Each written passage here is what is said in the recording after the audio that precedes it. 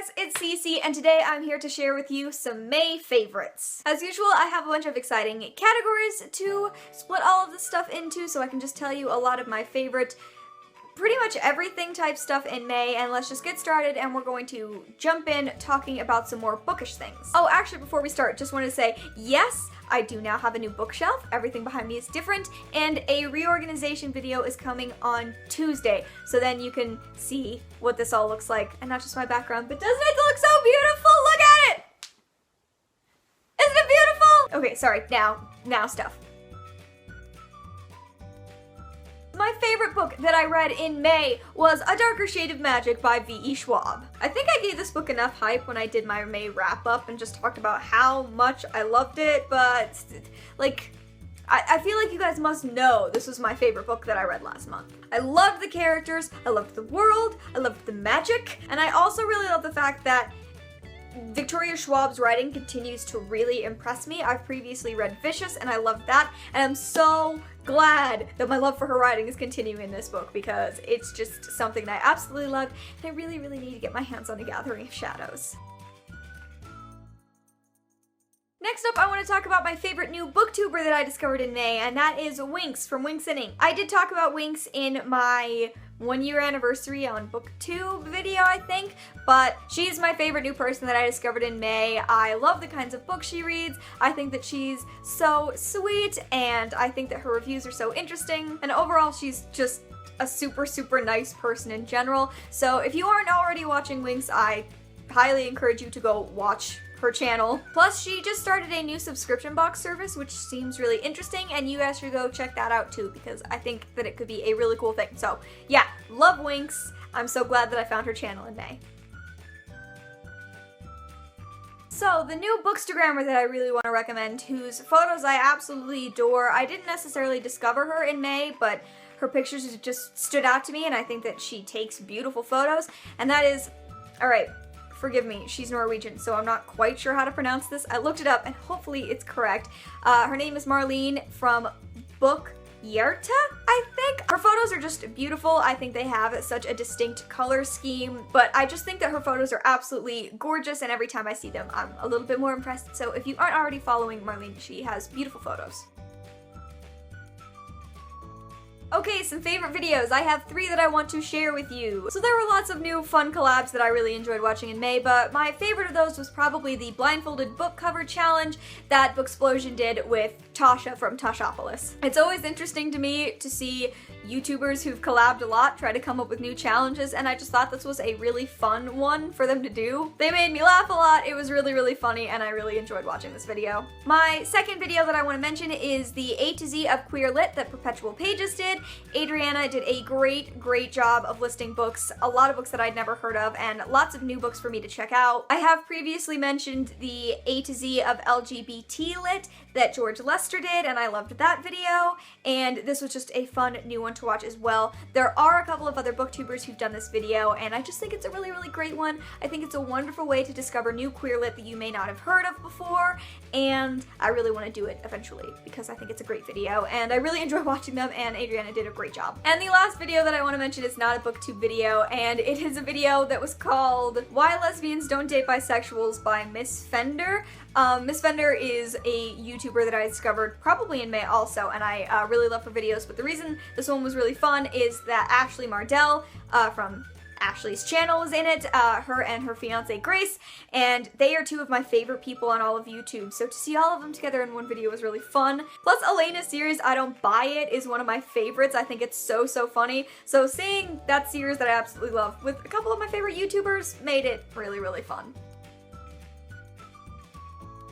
So my favorite new TV show that I wanted to mention in May is really the only show that I watched in its entirety in May, and that is Sense8. Sense8 is a Netflix original series. It follows 8 characters who live all over the world, and suddenly they all gain the ability to be able to, like, experience each other's lives, kind of? It's a sci-fi series with an incredible amount of diversity, including a lead trans woman character who is in an interracial relationship with a woman. It also features a gay man who's a person of color and is in a relationship with another Latino man, as well as just tons of racial diversity in general. It it just checks off so many boxes in terms of diversity, which is really, really wonderful to see. I wanted to mention this show because it wasn't my favorite for like the first 6, 7 episodes because I think it took way too long to get started, but the end of the season was so incredibly impressive and it was everything I ever wanted that show to be. It made me cry multiple times and I just kind of fell in love with it. And I'm really excited about there being a season 2. I feel like I don't know if I'm ever going to get one. They're filming it right now, but it's taking a very long time. They just filmed this whole thing at a pride parade in Rio, I think, and it was amazing. So I really want season 2. Usually for movies, I have 2 to share with you, a favorite new movie that's like new to me and a favorite rewatch, but May was also the month when Disney Channel did their Disney Channel original movie marathon, and so I watched a lot of Disney Channel original movies, and I thought I would also tack on my favorite Disney Channel original movie that I watched. I'm not done with all the movies. I DVR'd most of them, so we haven't hit most of the big ones like, you know, the High School Musical movies and the Cheetah Girls, Smart House, which is probably my ultimate favorite. But my favorite one that I watched in May that I haven't seen in years is Motocrossed. I think this one originally came out in the 90s and it's just stuck with me. I think it's really fun. It's a loose retelling of Twelfth Night, so, you know, cross-dressing, and it's I love Motocrossed.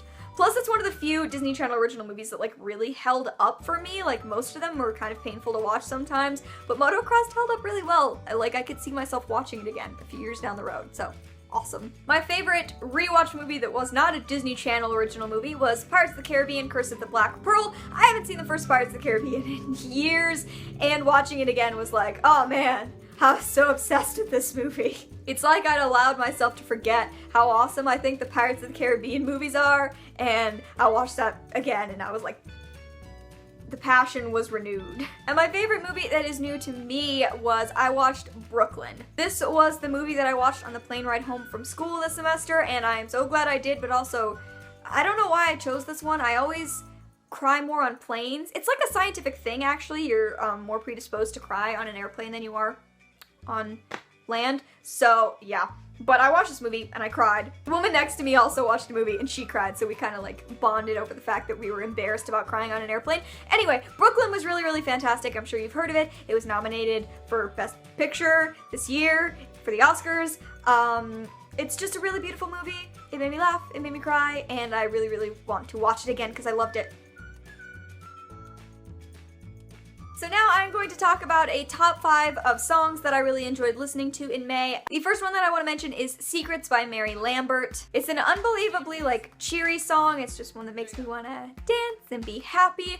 Plus it just has a lot of really important lyrics that I really enjoy singing and getting passionate about. And overall I just really like this song. I listened to it a lot in May because it's a really good song. The next one that I want to mention is Blue Eyes Blind by ZZ Ward. I don't know if I've mentioned this, but ZZ Ward is one of my favorite artists. I love a ton of her music and I listen to it constantly, but Blue Eyes Blind was just one that I listened to more in May. All ZZ Ward songs have the ability to make me feel like I just want to like stop everything and dance, but this one in particular, it's just got like such a great groove to it and I really liked listening to it a lot in May. The next one that I want to mention is Mexico by That Handsome Devil. May is just a time for me when the sun comes out, it's warm, it's that kind of weather when I feel like I can roll my windows down and just enjoy really happy music, so that's why all this music is just music that makes me really happy, music that makes me want to dance.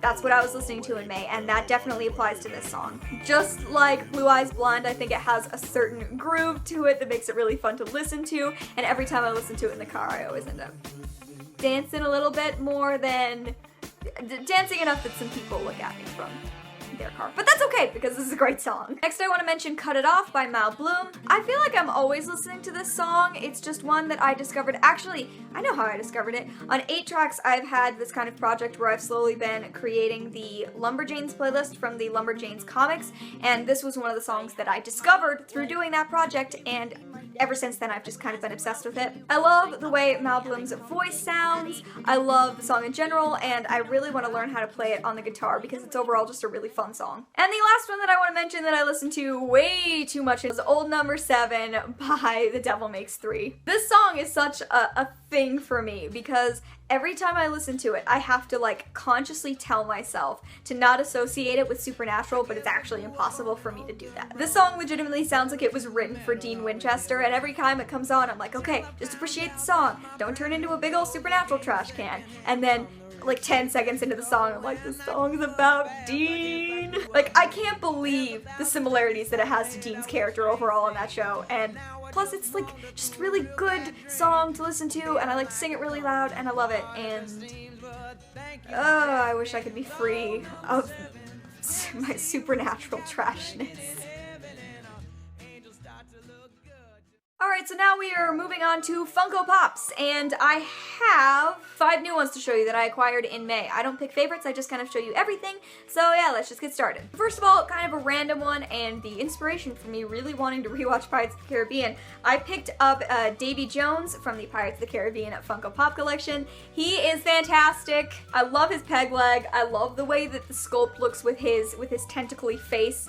I leave him in the box because I have a few in boxes up on top of my bookshelves, and I just think he looks fantastic, and I can't wait until I can put all my Pirates of the Caribbean pops together, because I think they make a great looking collection once they're all in one place. The next one that I want to mention is Will Graham from the Hannibal Funko Pop collection. I've previously had just regular Will Graham, and I've had Hannibal, but I've slowly been trying to finish my collection. I only have 2 left. I have the Wendigo and Jack.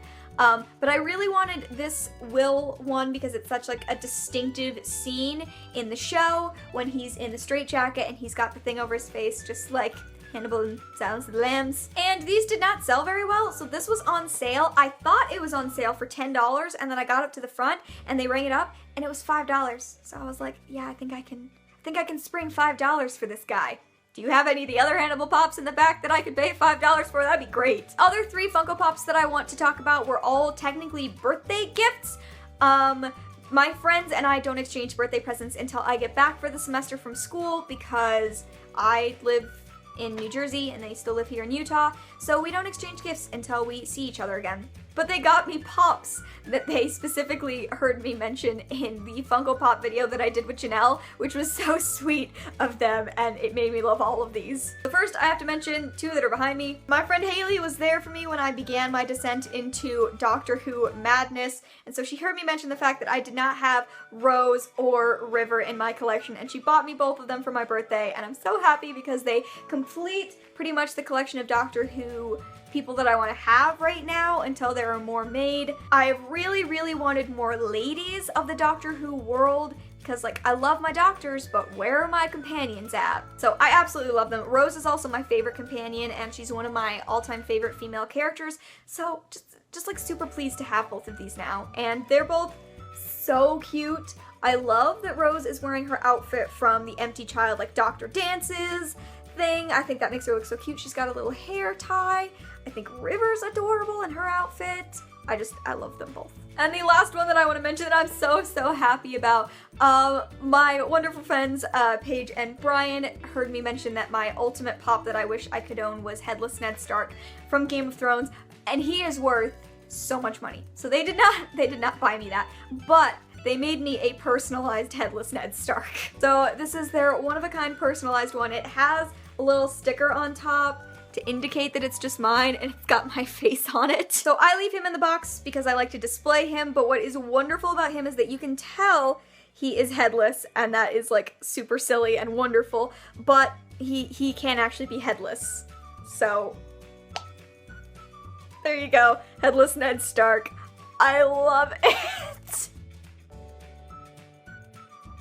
Alright, now we've reached the end where I just get to talk about a couple of random favorites, and the random favorites that I want to talk about today, I have 2, are kind of connected. What is really interesting about what's happening right now is that there are a lot of revivals and remakes and such, and a lot of the time I'm not a huge fan of that happening because it makes me sad because it's never going to live up to the original.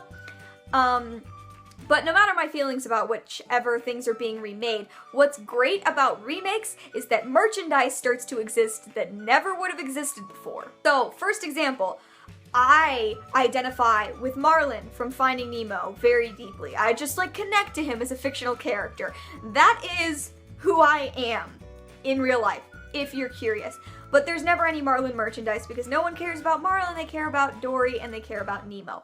But there's the new movie coming out, Finding Dory, which means I got a Marlin stuffed animal. I love him. I've always wanted Marlin merchandise, and now it exists. His fins are the same size because he's Marlin and not Nemo. He's got this great smile. He's comfy. I love him so much. Now, while I am a fan of Finding Dory, I don't know if I'm a fan of the movie, I haven't seen it yet, but I'm a fan in general of there being a sequel. I'm not super a fan of the remake of Powerpuff Girls. I think it could have stayed in the past because I was obsessed with Powerpuff Girls. But because there's a new Powerpuff Girls show, that means Hot Topic has a whole new Powerpuff Girls section, which means I have a Powerpuff Girls t-shirt now. When I was a kid, this is all I wanted. I loved Powerpuff Girls, but there was never any merchandise for it. So when I walked into Hot Topic and they had a whole section for Powerpuff Girls, my heart lit up. It glowed. Okay guys, there you go. Those are all of my favorite things in May. I hope that you enjoyed watching. Please let me know down in comments what some of your favorite things were, whatever those things are, books, events, random toys you got, because I like to talk about that, music, whatever. Just let me know some of your favorite stuff down below in comments. Can't wait to read them all. Thank you so much for watching, and I will see you in another video very soon. Bye!